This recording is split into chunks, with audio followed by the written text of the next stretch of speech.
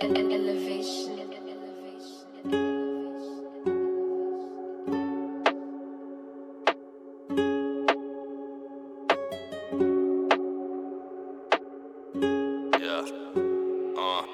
Mä tulin kertomaan vaan tarinaa tän biitin päälle. Mut sä voit toivoa, et me kuollaan tai et kiinni jäämme. Me koitettiin vaan nähdä nenää pidemmälle, kun sen edestä veti mahiksi, mut nykyään me niihin näemme. Välillä on vaikea uskoa itteensä, jos edessä vaan näet pahaa. Miten muka hyvä tekemällä täällä jää rahaa. Älä anna muille liikaa, jos et näe samaa. Tuntuu, et me ollaan kaikki eri, mutta näe samaa. Sun pitää juosta kohti haasteita ja toivoa, että kestää pää, jalat. Mieti miten harva ihminen mua kuuntelee, mut kaikista pallontallajista juuri sinä kuulet nää sanat.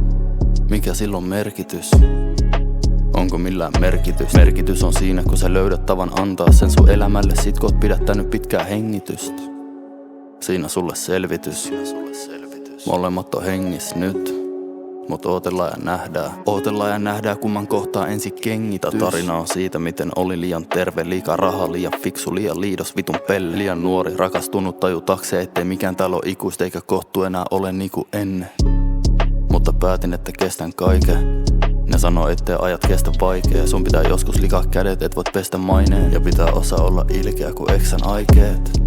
Mut musta tuntuu en oo sellainen. Käy mun elämääni läpi kerrate. Millaiseks mut muovasi tää maailma mun ympärillä velkaset ja mielen menettäneet, mut nää on kysymyksiä Herralle. Välillä meinaa mennä syviin, jos mä alan pohtii. Kaikki näyttää alan hommia, siksi alan hommia. Kun tää laki yli moraali, se on paradoksi. Sen takia ennen kuin mä lopetan vien 100 boksia.